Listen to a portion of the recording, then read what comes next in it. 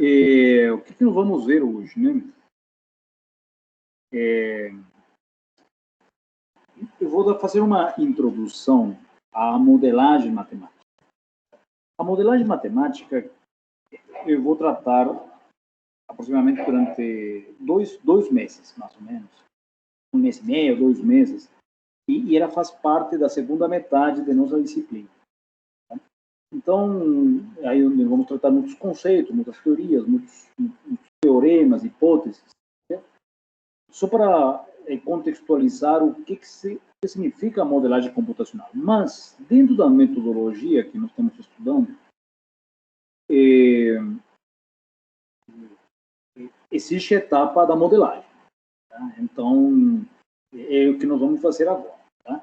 Então, primeiramente, vocês estão conseguindo ver a tela que estou compartilhando com vocês, pessoal? Sim. Sim? Não, ok.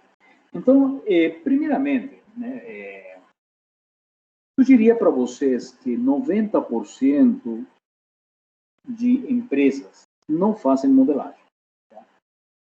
Eles devem de ficar, tipicamente, eles param na etapa 6.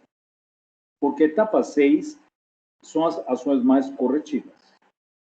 A etapa 7, que nós vimos na aula passada, tem a ver com previsão da carga futura. Né? Ou seja, algumas empresas fazem isso, né? Querem conhecer um pouco como que vai ser uma previsão da carga que vai afetar o sistema nos próximos meses. Fazem isso. Ok. Com essa carga, eles podem saber o ponto de operação do sistema. Tá? Deixa eu ver se eu tenho algum gráfico. Isso. Observando aqui, né? Nessa figura aqui, se eu conheço a carga de trabalho atual e conheço a curva de desempenho do sistema, eu sei onde que eu estou operando. Né? Então, se uma empresa faz uma previsão de carga no futuro e prevê que a carga vai aumentar um pouco mais do valor atual, então o que eles esperam é que esse ponto seja deslocado. Né? Então, isso que eles fazem. Tá? Ou seja, como eu falei para vocês, até a etapa 6, todas as empresas fazem. A maior parte, né? Que está interessada em melhorar o desempenho do sistema. A etapa 7, poucas empresas fazem, mas só tem sentido eu fazer a previsão se eu tiver a curva de desempenho, para saber onde que eu estou operando. Tá? Mas raríssimas são as empresas que fazem modelagem. Tá? É o seguinte, para que serve um modelo matemático? Serve para simular de forma mais eficaz o desempenho futuro do sistema. Só isso. A curva essa aqui não resolveria? Sim. Mas o modelo matemático me dá mais coisas. O que ela me proporciona? A possibilidade de eu saber qual que é o efeito da troca de hardware. Se eu quiser trocar um disco, se eu quiser otimizar um código, se eu quiser aumentar storage. Tá? Então, eu consigo fazer isso se eu tivesse um modelo matemático, como se eu estivesse fazendo a troca real. Tá? Não vou falar para vocês que a modelagem é perfeita, não. Não existe, não é perfeita. Tá? Ela pode ter erros grosseiros, sim, muitos erros grosseiros. Tá? Porém, eu posso minimizar o erro do modelo muito. Tá? Se vocês lembram nas nossas aulas passadas, existem duas hipóteses que nós falamos que eu precisava respeitar quando meu objetivo é modelar o sistema. Um era o equilíbrio de fluxo, que nós já falamos a respeito, né? E outra era as transições unitárias. Né? Ou seja, eu não posso observar o sistema no momento e ter 10 requisições, e no próximo instante que observar, ter 20. Ou seja, alguma coisa aconteceu no meio. Né? Então, para construir modelos, eu preciso respeitar essas duas hipóteses. Tá? E aí o modelo, o modelo, se eu respeitasse as hipóteses, tanto do equilíbrio de fluxo, o que entra igual o que sai, e as transições unitárias, então eu diria para vocês que eu tenho um bom modelo. Tá? Um bom modelo. E essa teoria que nós vamos ver agora, esse exemplo de modelo que eu vou colocar, e a teoria que nós vamos estudar depois, ela é a base de muitos trabalhos científicos. Muitos. Tá? Muitos trabalham com essa teoria das filas, teoria dos modelos matemáticos, de sistemas computacionais. Tá? Então, muito utilizado. Tá? Muitos autores demonstram como que o modelo é bem próximo do real, certo? Nós já utilizamos essas teorias para modelar servidores, tá? São bastante bons, não vou falar que são perfeitos, não, mas são bastante bons. Tá? E isso ajuda, né? Ajuda a poder tomar decisões sobre se eu preciso trocar um hardware, qual que é o impacto disso, ou tenho que trocar 2 discos, 3 discos, tudo isso eu consigo fazer com um modelo matemático. Tá? Pessoal, alguma pergunta? Alguma pergunta até aí? Doutor Richier? Doutores, está tudo tranquilo? Tranquilo, professor. Tranquilo, né? Mas essa é a parte que eu considero mais bonita da matéria. Né? Eu acho que o potencial que tem essa teoria para criar modelo do sistema e, eventualmente, brincar com os modelos para propor novas configurações é sensacional. Porque hoje eu não tenho nada na minha mão que me ajude com isso. Eu não tenho nenhum estudo, pessoal. Todos os estudos que existem são eu acho. Eu acho que isso vai servir. Isso não existe, não. Tá? Então, não existem técnicas, tá, que me ajudem a ter uma ideia mais assertiva sobre a melhor configuração. Não tem. Tá? Então, modelos matemáticos é uma alternativa. Tá?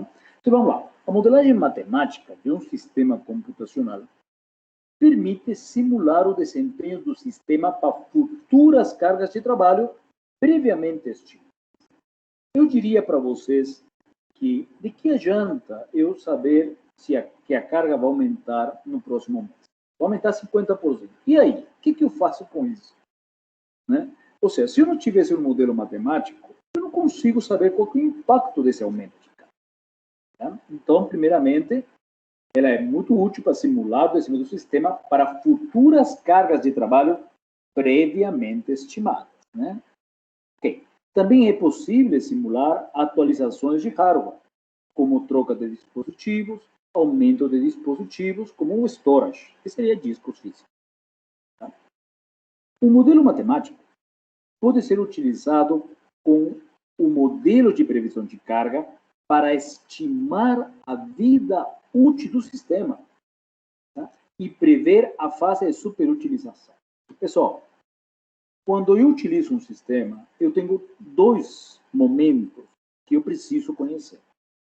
Primeiro momento, quando que a vida útil do sistema vai acabar? Isso é uma resposta que ninguém tem. Até agora ninguém tem.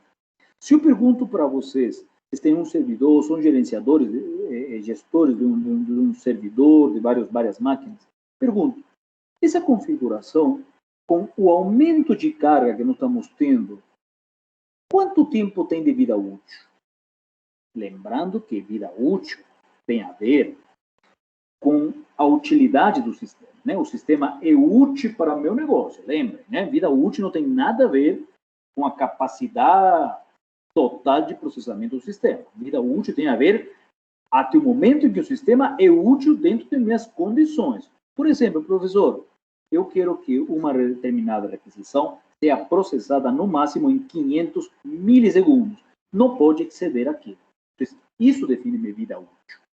Tá? Então, eu preciso ter uma ideia de quantos meses eu tenho para frente antes de acabar a vida útil do sistema.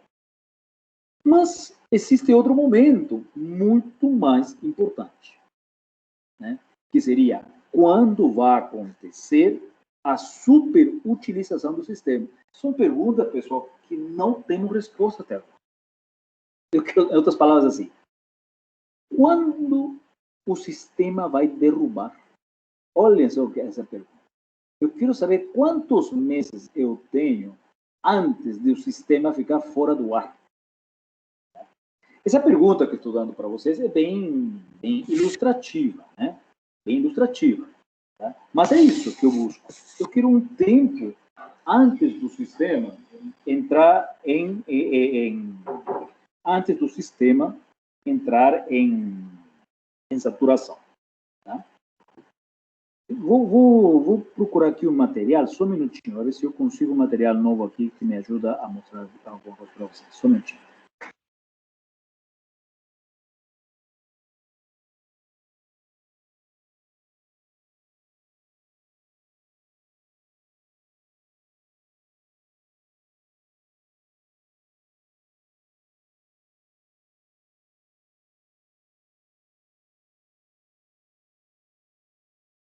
Não, o material ainda está em produção.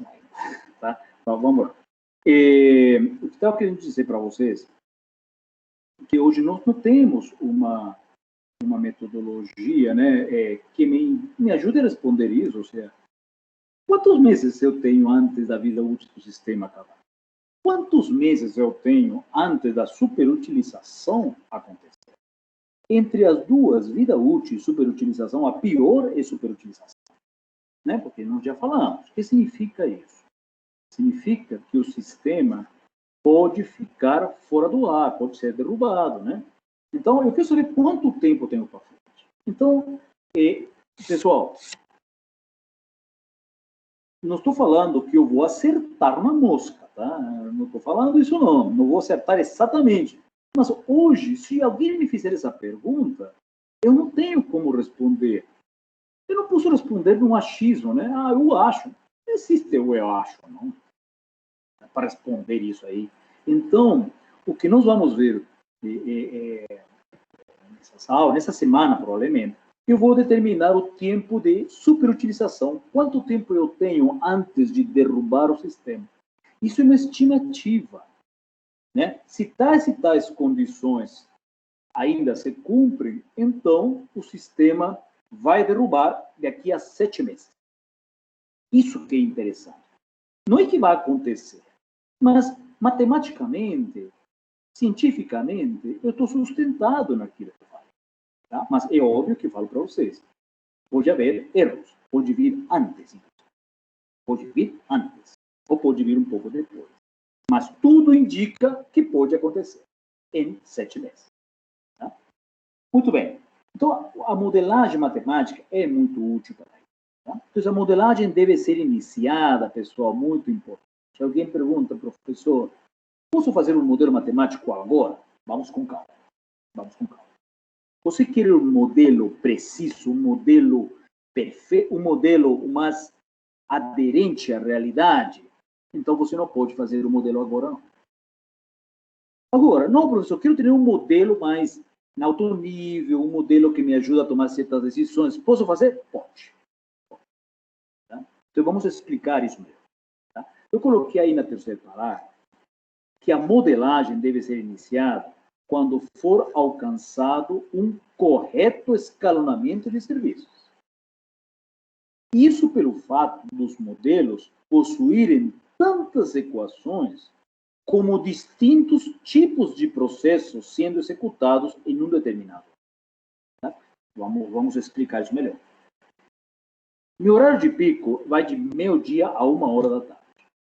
E nesse horário são executadas 50 requisições distintas. Saldo, trato, aplicação, retirada de dinheiro, etc.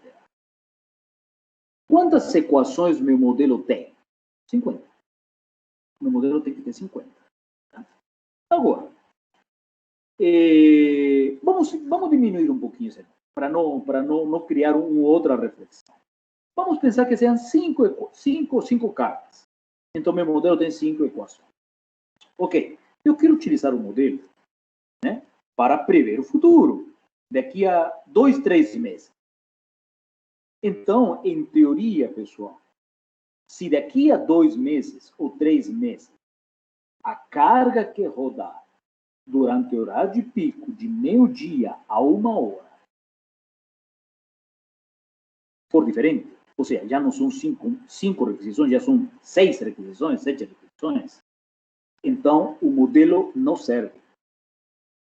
Por quê? Porque o modelo foi construído com 5 equações.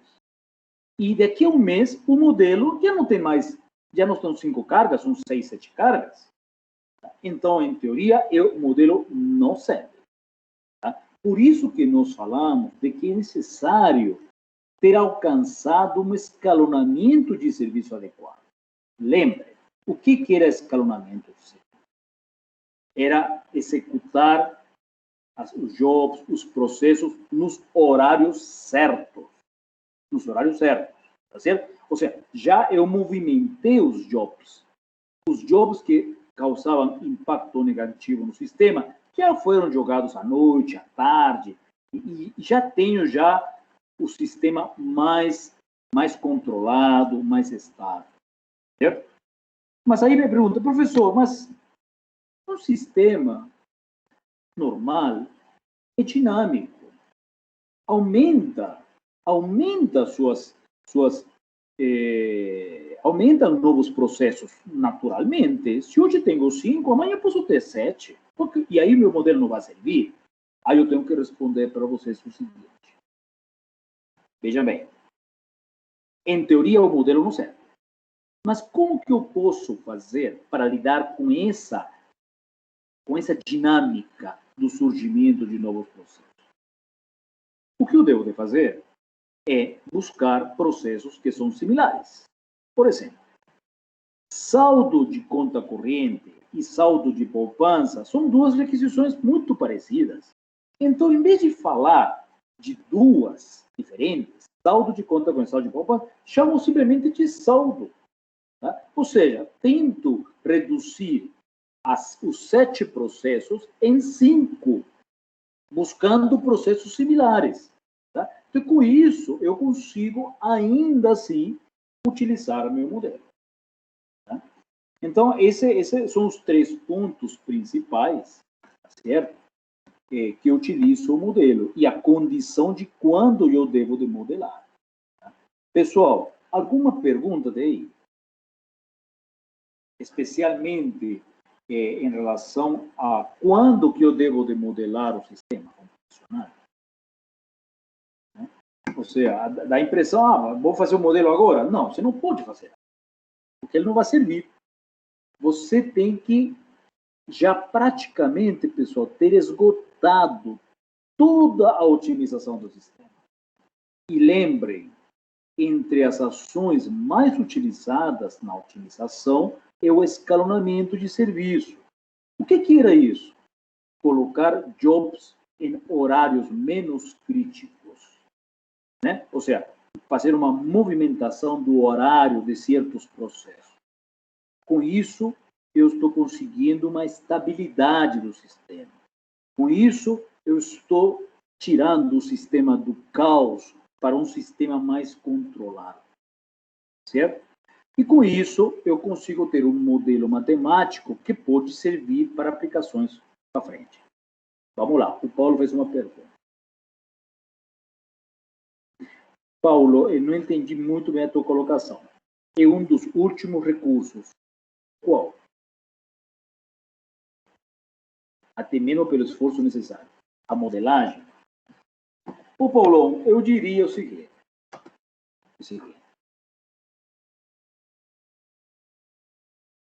Que para mim é essencial fazer a modelagem, sabe? Na prática, o pessoal não faz.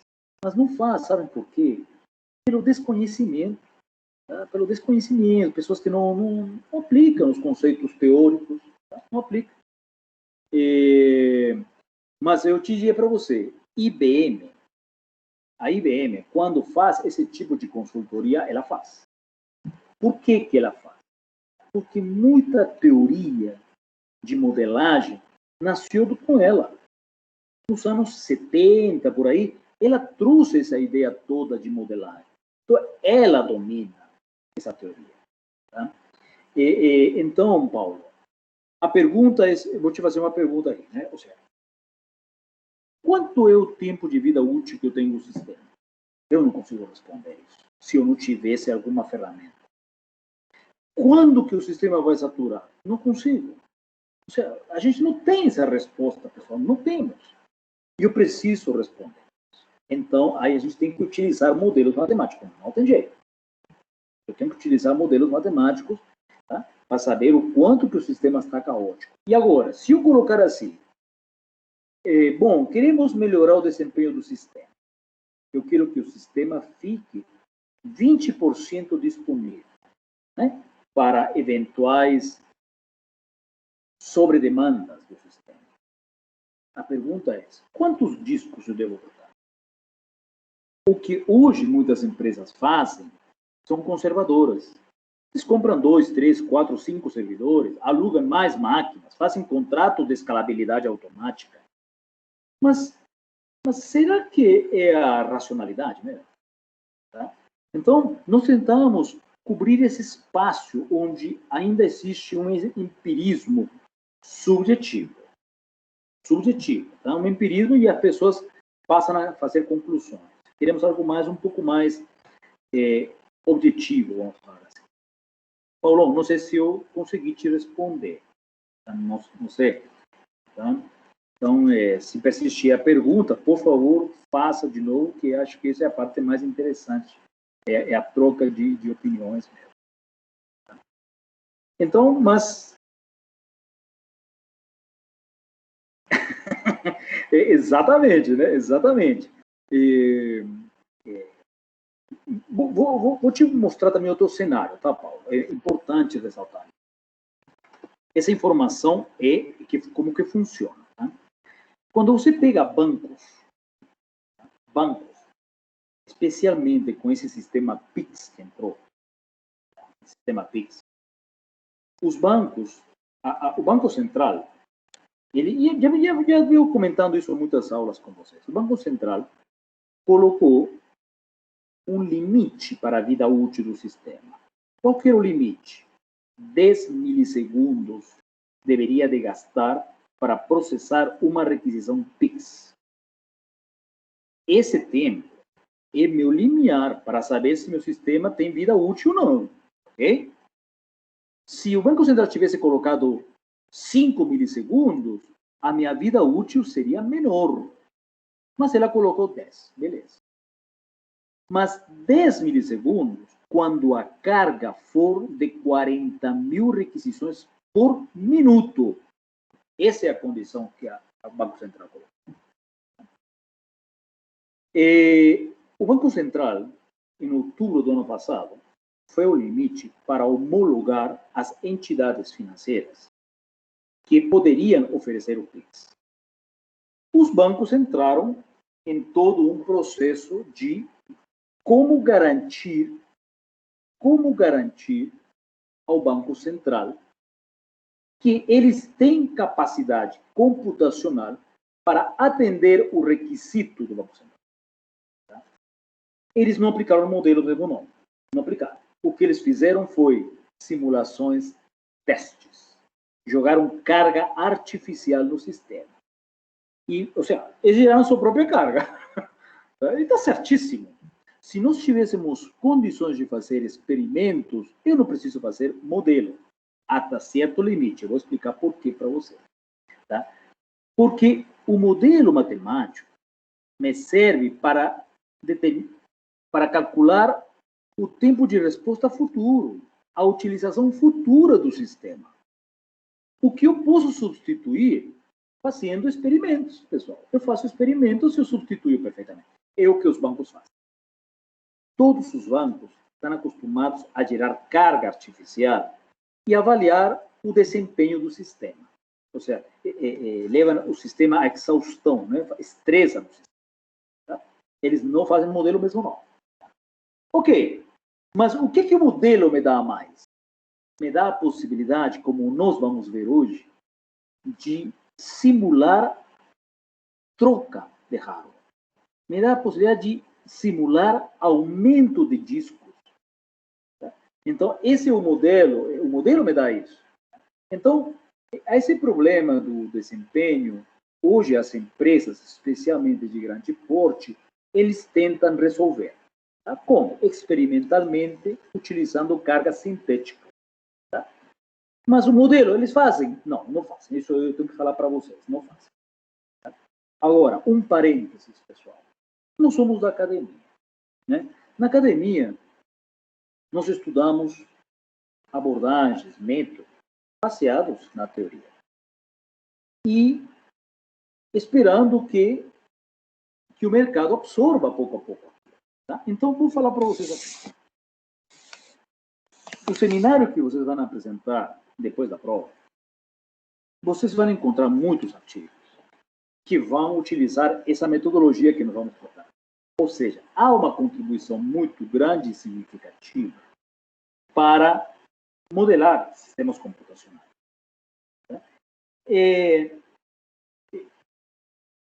Eu acho que mais um desconhecimento, talvez a teoria não chega muito, porque normalmente pessoas que estão no cargo mais gerencial são pessoas mais velhas, uns de 50 anos, por aí, que obviamente não passaram pelas aulas de modelagem, tá certo? Então, elas estão um pouquinho, elas chegam, sabem a destressar o sistema, mas utilizar uma matemática para representar o sistema, eles não tiveram essas aulas, não. Tá? Então, estamos falando de pessoas de 50 anos, né? Que vocês, em um futuro, vão chegar. Tá? Então, eu acho que talvez pode ser isso um pouquinho de cultura mesmo, tá? Mas, como eu falo para vocês, trabalho, hoje, por exemplo, tem um pessoal da UFMG que presta serviços na HP somente com modelos matemáticos. A HP, antes de lançar um sistema no mercado, ele queria fazer uma avaliação de desempenho da solução. Tá? E eu sei que o pessoal da Federal tem um professor que recentemente se aposentou, Virgílio Almeida. Ele é parceiro de um pesquisador brasileiro muito renomado internacionalmente, que é o Menacê. Quem já está olhando os artigos para preparar o seminário, vão se topar com esse autor, né? Menacê. E esse camarada é o Papa, um dos papas mundialmente sobre o desempenho. E os livros que nós utilizamos são dele, né? Dele e do Virgílio Almeida, dos dois, né? Então, eles trabalham ativamente nas teorias, né? Agora, é cultural, né? Cultural porque as empresas ainda não utilizam algo mais sofisticado para isso, tá? Nossa, muito bem. Exatamente, né? Exatamente. Onde que foi colocado isso? Foi um aluno em outra turma que me falou que ele estava gerenciando vários servidores, acompanhando o desempenho de vários servidores, e que ele estava sofrendo demais. E ele não conseguia ter um bom desempenho, bons tempos de acesso ao disco, ele não conseguia, não? E aí, no papo, né, conversando com o aluno durante a aula, ele me falou que a empresa não estava nem investindo em memória. Né? Então, aqui entre nós, pessoal, memória é um recurso que tem que ter sido preenchido todos os slots, no máximo de capacidade permitida pelo sistema operacional e pelo processador. Tá? Então, essa é a realidade, né, Paulo? A realidade é um pouco assim. Culturalmente, a gente não tem isso muito claro, né? Muito claro. Tá? Beleza. Bom, vamos então dar introdução aos modelos matemáticos. Tá?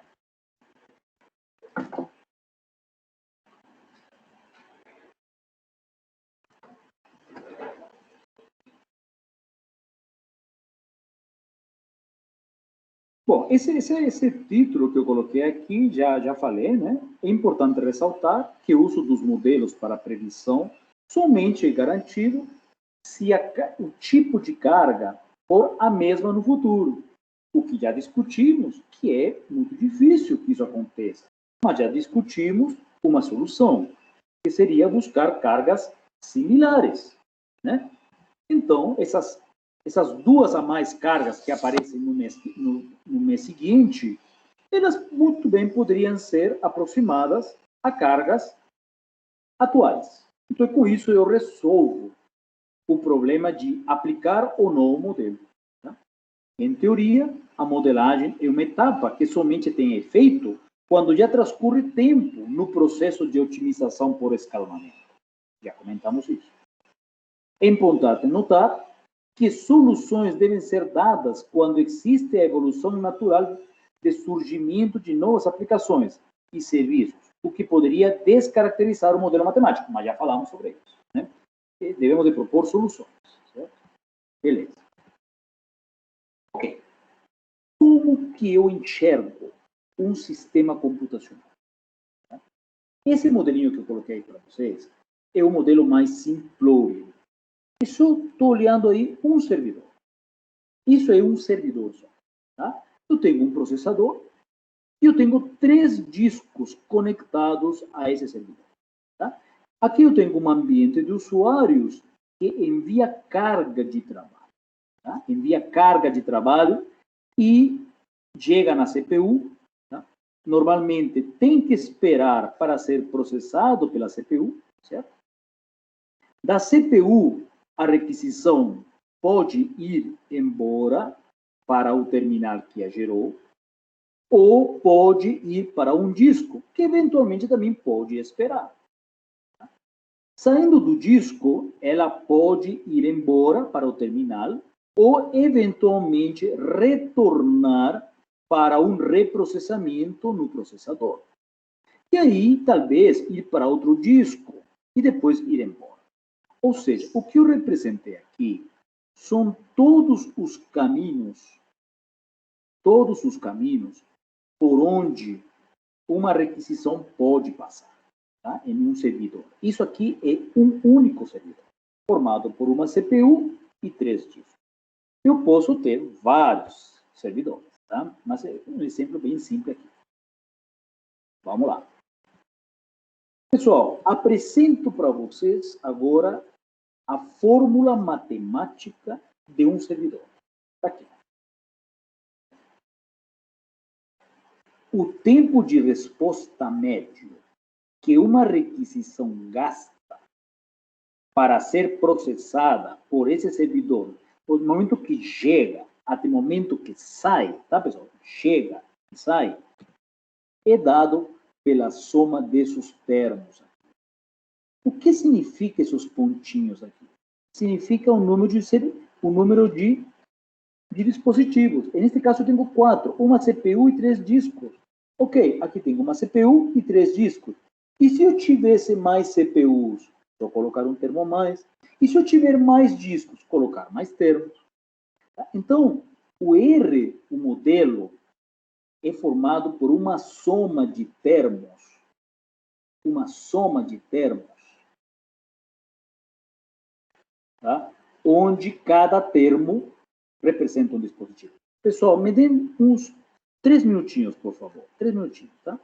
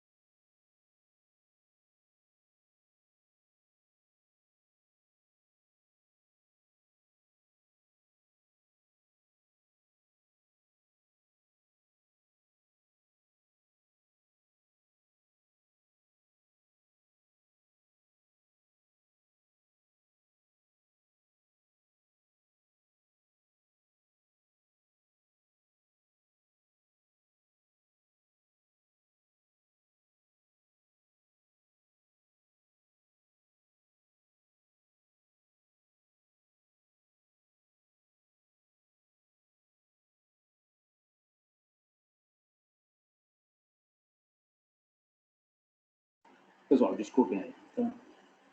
Então, eu estava falando para vocês que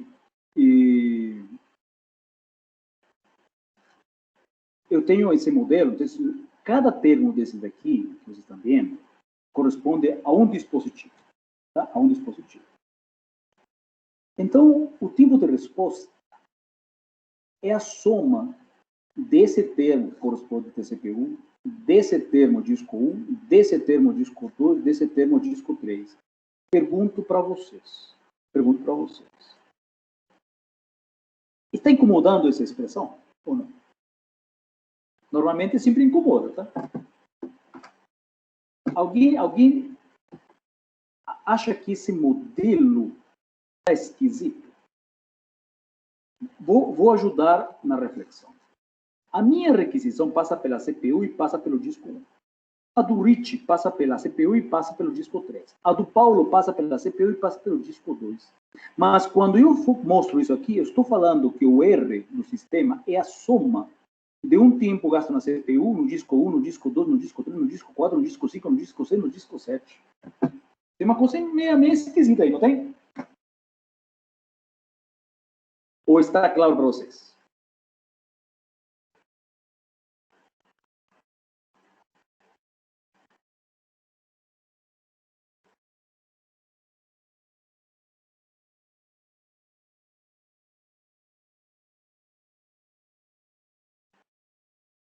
Exatamente. Está estranho. Está estranho. Por quê? Veja bem. A minha requisição só passa pela CPU e disco 1. A do Rich passa pela CPU e disco 3. Mas quando eu quero calcular o tempo médio de resposta de uma requisição, tanto do Rich, do Paulo ou minha, é a soma de todos os tempos gastos em todos os dispositivos. Está esquisito isso aí. Por quê? Porque a minha não passou pelo disco 2 nem pelo disco 3. Não passou. Né? Então,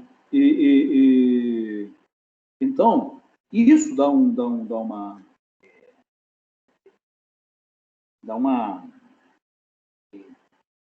parece uma incoerência, né? Mas vamos lá. O que acontece, pessoal? Veja bem. Só vou adiantar agora um conceito que é uma lei. Tá? Vocês sabem o que é lei, o que é teorema, o que é hipótese. Lei é lei da gravidade. Você cumpre e ponto, acabou. Tá? Então, existe uma lei chamada, que nós vamos estudar na frente, chamada lei do fluxo forçado. O que significa isso? Que eu estou forçando a barra. Eu vou demonstrar matematicamente, embora não seja a realidade, que minha requisição passa por todos os dispositivos.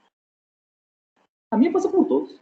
Mas eu sei que não passa por certo dispositivo, mas matematicamente eu vou demonstrar que sim, passa por todos. Então, quando eu defino a lei do fluxo forçado, onde a minha requisição, a do Richard e o Paulo, passa por todos os dispositivos, é uma soma de tudo isso aqui. É uma soma de tudo isso aqui. Tá? Então, por isso que eu simplesmente uma soma. Essa lei do fluxo forçado foi a grande sacada. Utilizado por todos os autores hoje, a lei do fluxo forçado. Ou seja, é forçar a barra, todo mundo passa por todos os dispositivos. Tá? Então, o que é R? Tempo médio de resposta por requisição. Tá? Um tempo médio de resposta. O que é UI? Utilização do dispositivo UI. O que é DI? Tempo médio total gasto por uma requisição no dispositivo I, sem considerar tempo de espera.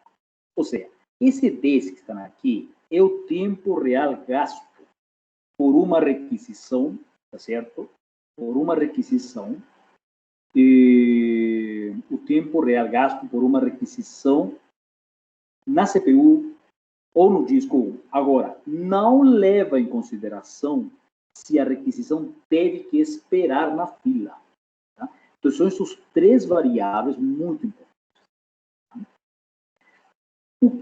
Como que é calculado o DI? Veja nessa formulinha muito interessante. dividir a utilização do dispositivo pela taxa de processamento global. Certo? Pela taxa de processamento. Pela taxa de processamento. O que é taxa de processamento? Dividir quantas requisições foram atendidas por um tempo de observação. Vamos entender melhor. O que é X0? É o throughput do sistema. O que é T0? O tempo que observei o sistema, coletando dados. O que é C0? Número de requisições atendidas durante T0. Então, quando eu divido C0 sobre T0, eu tenho o throughput. E se eu divido a utilização do dispositivo pelo throughput do sistema, eu tenho o quanto tempo gasta uma requisição na CPU sem levar em consideração tempo de espera. Tá? Tudo bem, pessoal? Tudo bem. Beleza. Muito bem. Vamos lá. Vamos a um exemplo. Monitorei o sistema durante 1 hora. Durante essa hora foram processadas 7.200 requisições. A CPU ficou utilizada 60%, o disco 1, 50%, disco 2, 80%, disco 3, 90%. Pede-se calcular o tempo de resposta. Sim. Vamos calcular primeiro o X0. Divido 7.200 por 3.600 segundos, vai dar 2 requisições por segundo. Tá? Vamos lá. Vou calcular o D. Como que eu calculo o D? Dividindo a utilização pelo X0. Então, veja bem. Coloquei a utilização da CPU, que é 60, e dividi por 2, por esse X0 aqui. O disco 1 é 50, dividi por 2. O disco 2 é 80, dividi por 2. Disco 3 é 90, dividido por 2.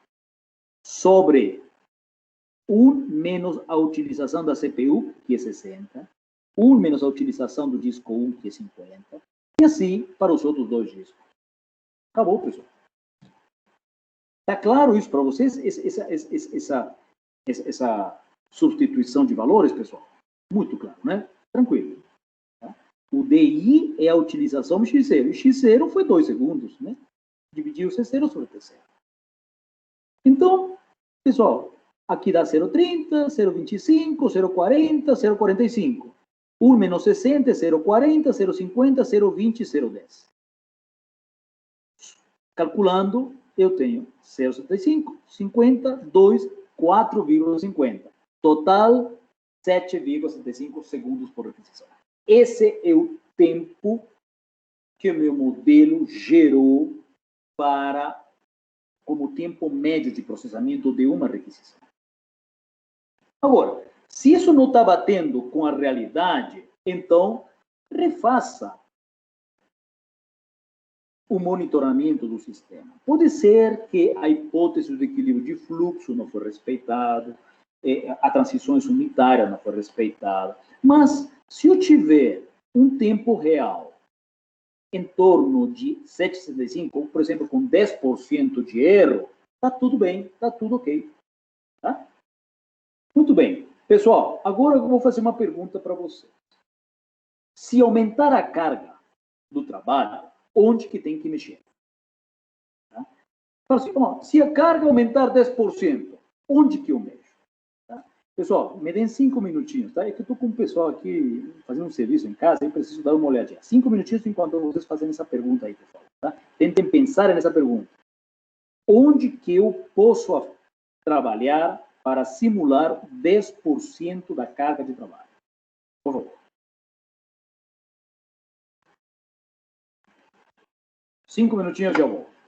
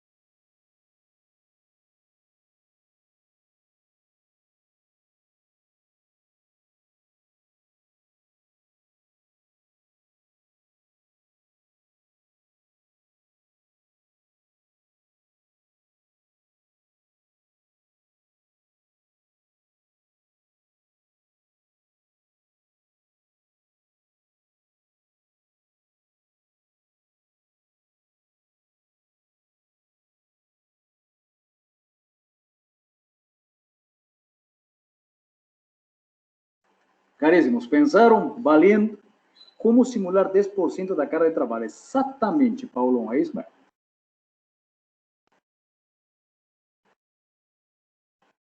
Como que eu posso ter, já tenho um modelo, eu já calculei o que o modelo me daria nas condições atuais que eu medi. A pergunta é essa: se eu quiser simular 10% de aumento de carga, onde que eu mexo? Tá vendo?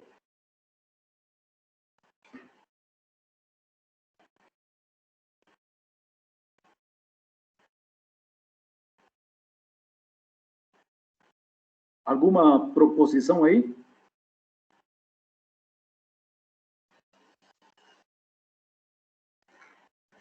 Mas aumento de carga, né, Paulo, afeta tudo, né? Afeta discos, afeta tudo, né? A carga aumenta, quando aumenta a carga de trabalho, ela afeta todo o servidor, né?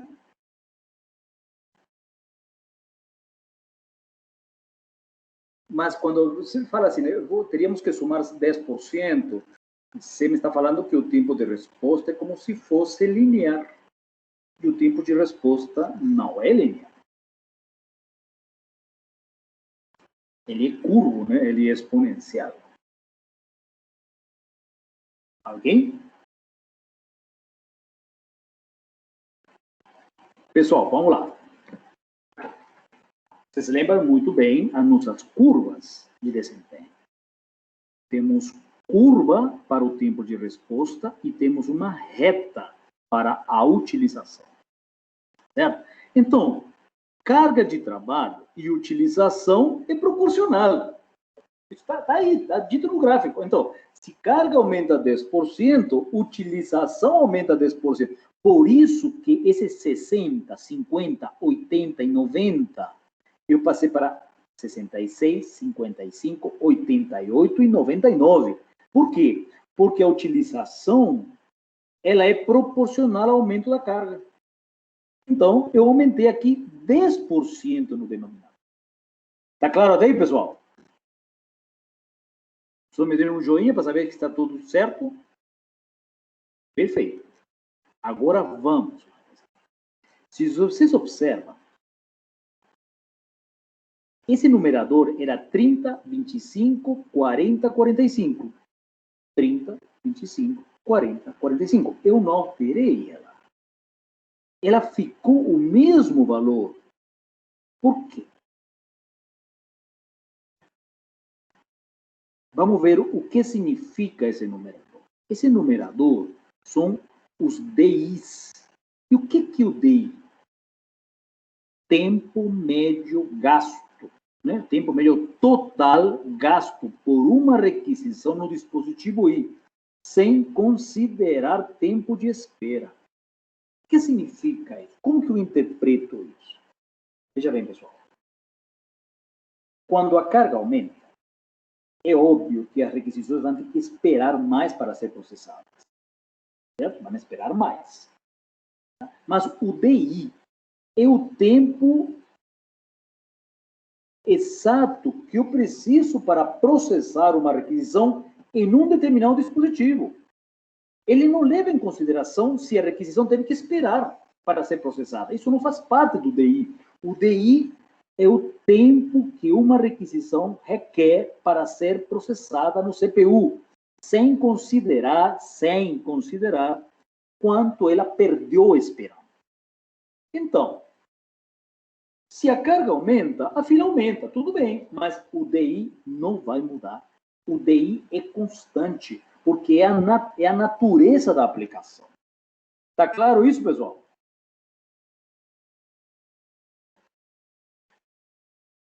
Sim. O DI é constante. O DI é constante, porque isso tem a ver com o tempo que minha requisição requer para ser processada na CPU. Ou no disco, tanto faz, né? São tempos médios, na verdade, né? São tempos médios aproximados.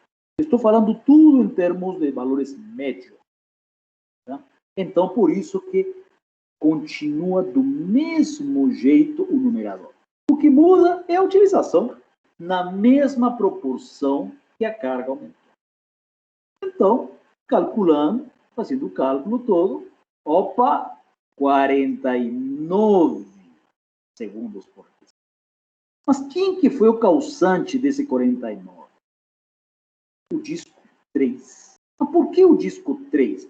Porque ele está próximo de 100%.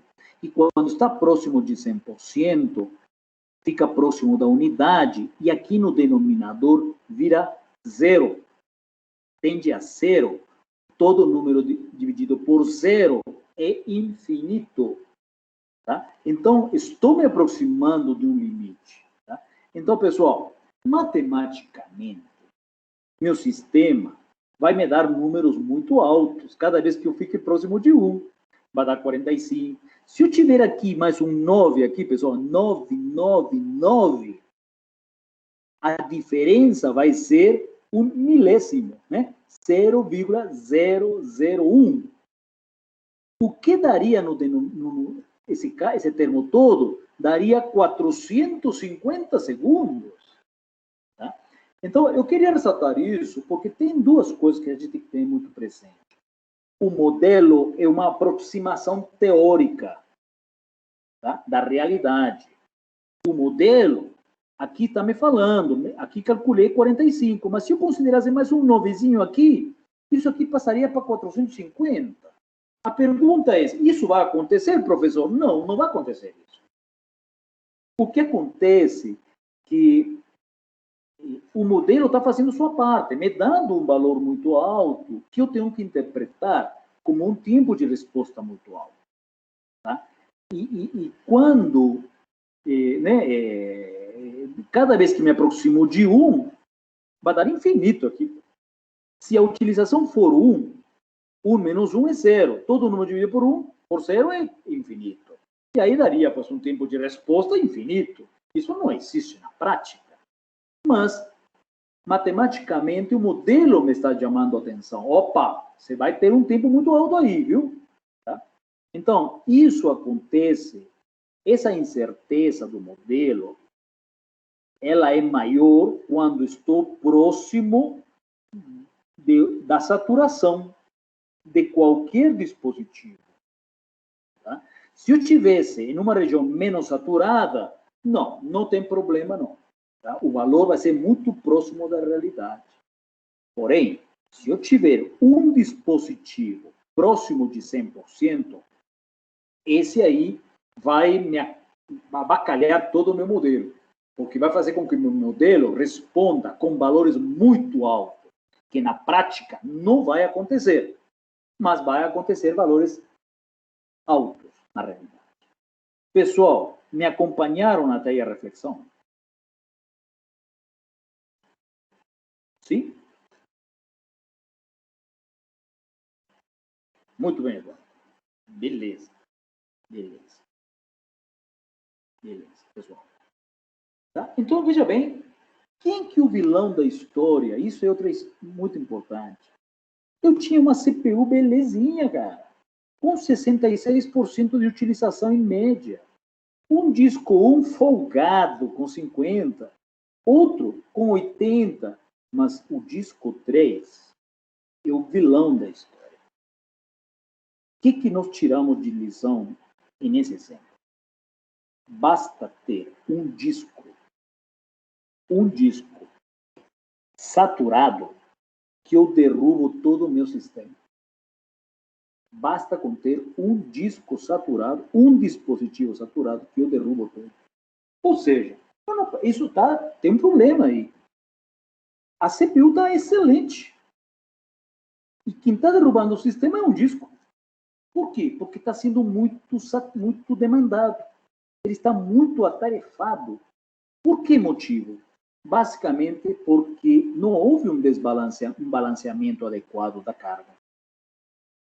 Pode ser esse o motivo também. Pode ser um disco obsoleto também. Tá? Mas, então, o que me leva a pensar? Coloca outro disco. Concordam comigo, pessoal? Vamos comprar outro disco, pô, para poder dividir a carga. A carga, né? Exatamente. Uma maçã podre estraga as outras, né? Então, meu foco é esse disco. O que vou fazer é aliviar a carga desse. Como assim, professor? Bom, comprando storage. Quantos compro? 2, 3, 4? Vamos testar. Eu vou aumentar mais uma storage e vou ver o que acontece. Vamos lá. Veja bem, eu vou aumentar esse disco, tá? Esse disco que tem 0,45 e praticamente 99% de utilização. Ah, não, desculpa. Antes de falar do disco, vamos pensar que eu criei outra alternativa. Uma alternativa assim mais ingênua. Tá? Eu vou melhorar o código do meu programa. Enquanto 10% mais eficiente. Ou seja, eu vou fazer um esforço por melhorar o código. Mas se eu vejo aqui, o problema não está na CPU, o problema está no disco. Mas ainda assim, melhoro 10% do código. Vamos ver. O que muda? Simplesmente, se eu melhoro o código de minha aplicação que roda na CPU 10% mais rápido, significa que eu tenho que multiplicar esse 0,30 por 0,90, que é o que falta, né, por causa do 10%.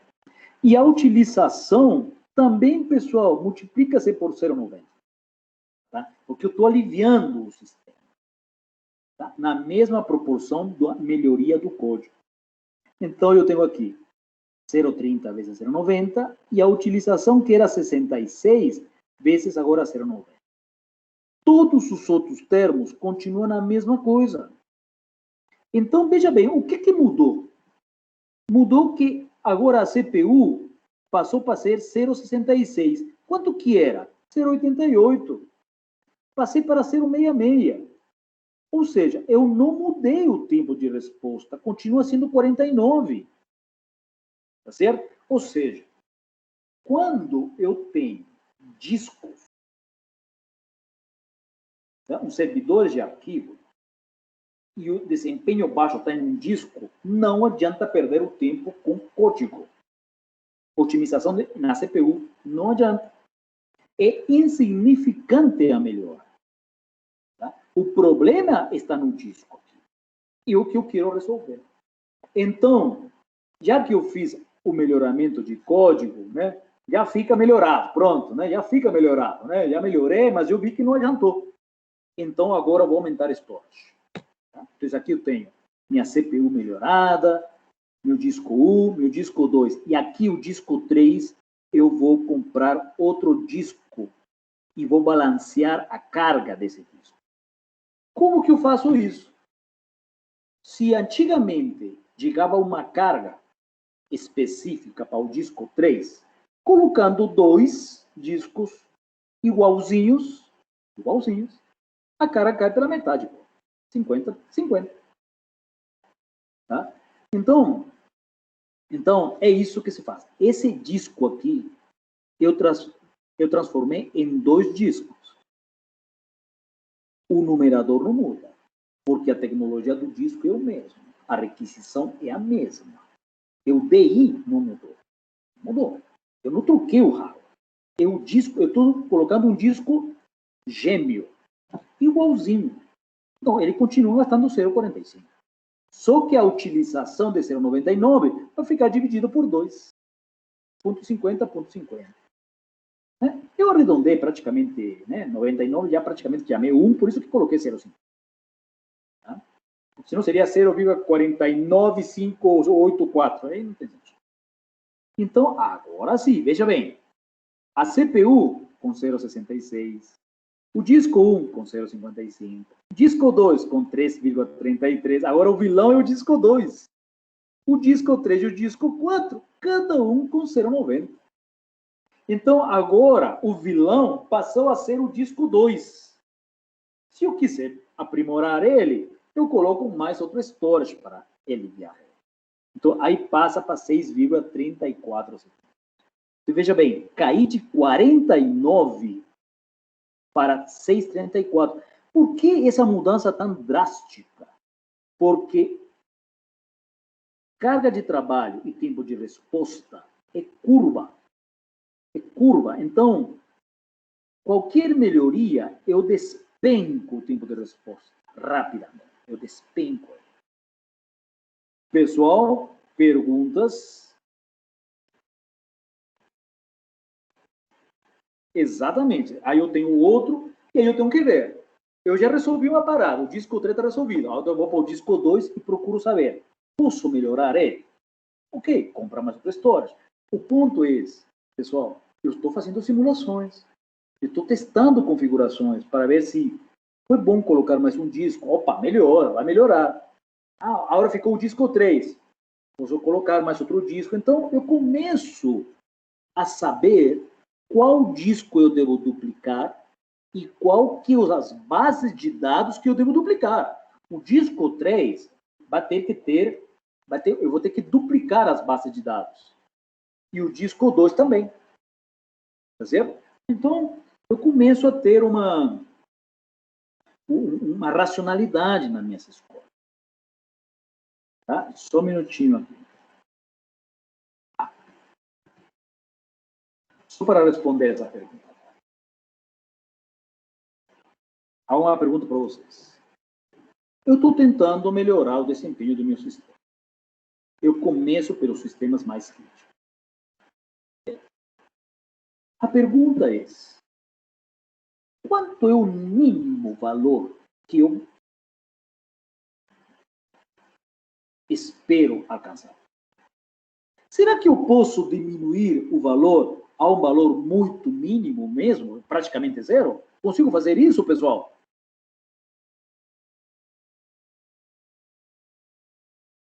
Não, perfeito. Não, não posso. Tudo tem um limite, né? Porque as requisições têm que ser processadas, né? Perfeitamente. Quanto vale? No olhômetro. Me falem, quanto vale?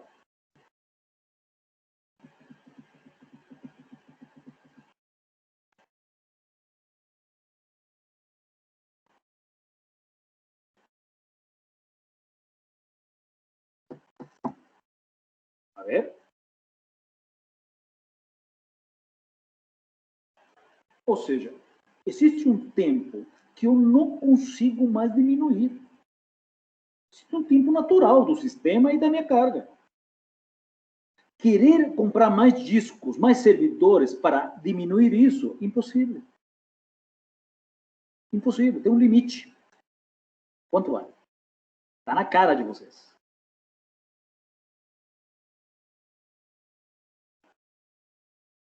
Intuição, pessoal, intuição.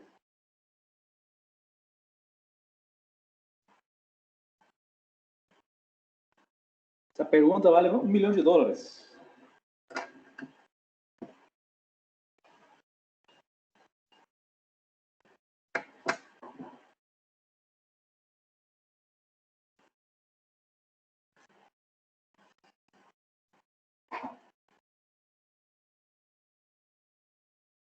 Pessoal, enquanto vocês vão pensando, me deem 2 minutinhos, por favor.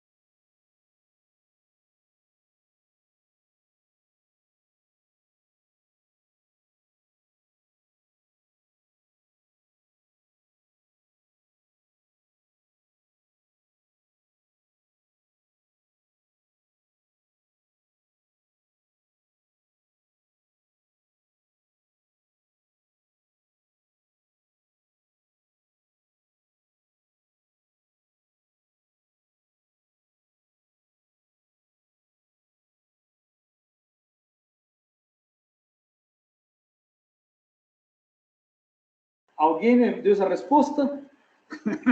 6 segundos, não. Nada disso, nada de chute. Nada de chute. É numérico a resposta. Tá na cara de vocês, viu? Te abandonou, Paulo, te abandonou.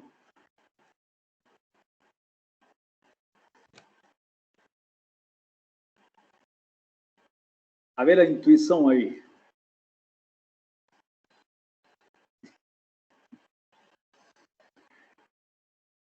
Quando sair pelas narinas, que é complicado, viu, Paulo?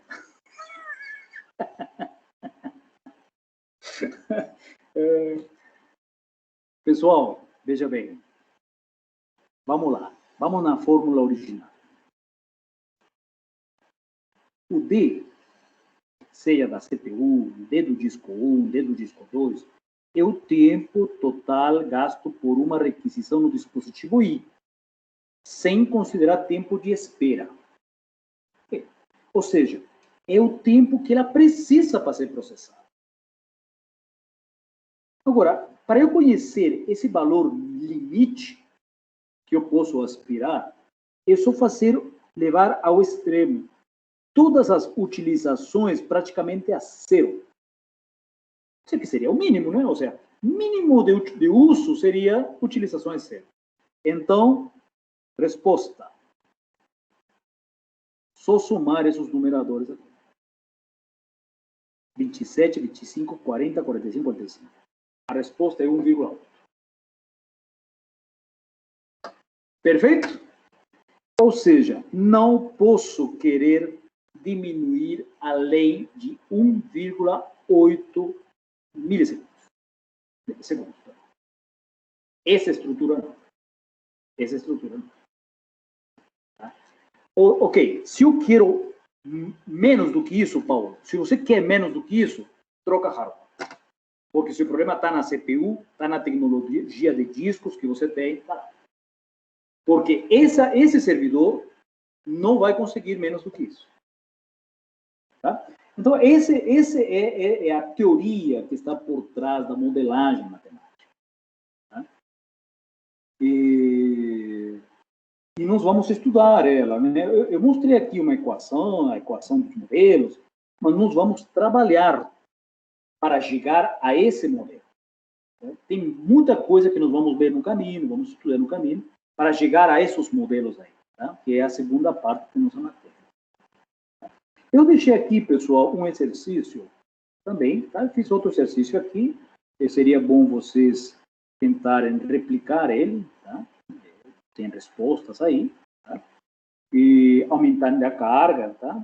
Os valores aí, e aumentando storage, tá? Tem outros valores aí, e também calculando o tempo mínimo, né? Que pode ser alcançado. Tá? E nesse caso deu 1,90. Tá? Enfim, é isso aí, nosso tema aí de modelagem matemática. Tá? E funciona, né, pessoal? Funciona. Mas falo para vocês, é perfeito? Não.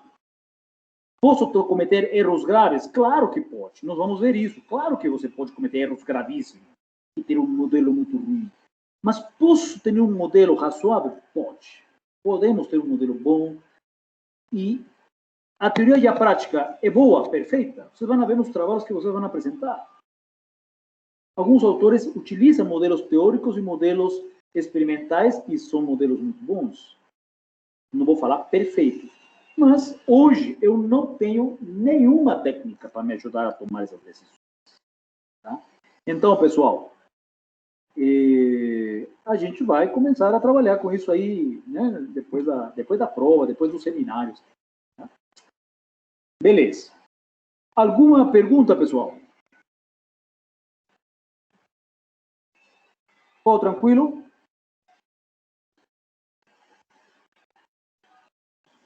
Não. A ver. A ver, só respondendo aqui o Paulo. Troca de hardware ou troca o algoritmo por um de menor complexidade? Sim. Perfeito. Consigo fazer esses pequenos ajustes assim, consigo. Mas é bem difícil, né, Paulo? conseguir um speed-up, por exemplo, de um algoritmo de 20, 30, 40, 50%. Difícil, um desafio, né? Pessoal, então, vamos parar por aí, por hoje, tá? Só adiantando, na prova não entra modelo matemático, tá? Então, só chega até previsão de casos, tá? Ou seja, modelos matemáticos eu trato depois, na segunda prova, tá? Pois não? Sobre os feriados? Não. A ver, me fala por quê? Agora essa aula, eu não tenho aula. Na próxima nossa já é prova, né? Isso, etapa 8 não vou incluir lá, não. Tá? O modelo matemático não vai participar. Né?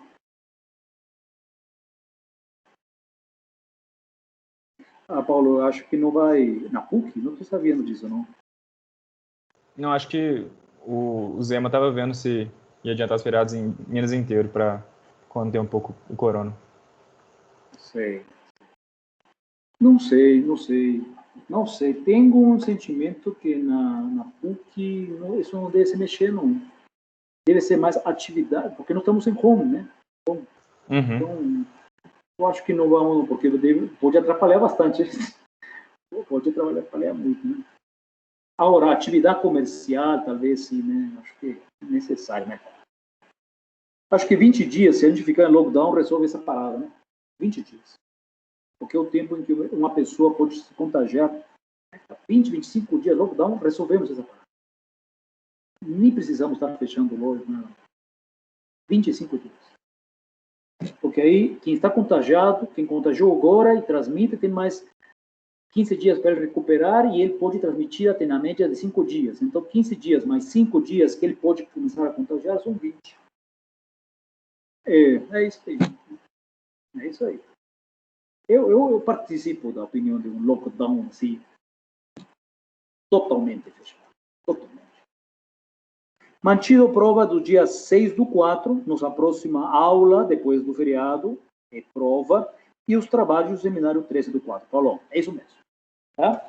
Professor, sobre o seminário, Sim. Precisa te enviar o artigo para, tipo assim, cada grupo ter o seu próprio artigo ou pode ter grupo com Não, um artigo? agora acho que Daniel, acho que já a altura já estamos terminando já, tá certo? Já está bem definido, então acho que não. Agora vamos já deixar rodar mesmo. Cada grupo apresenta o trabalho que é selecionado. Okay? Tá bom, beleza.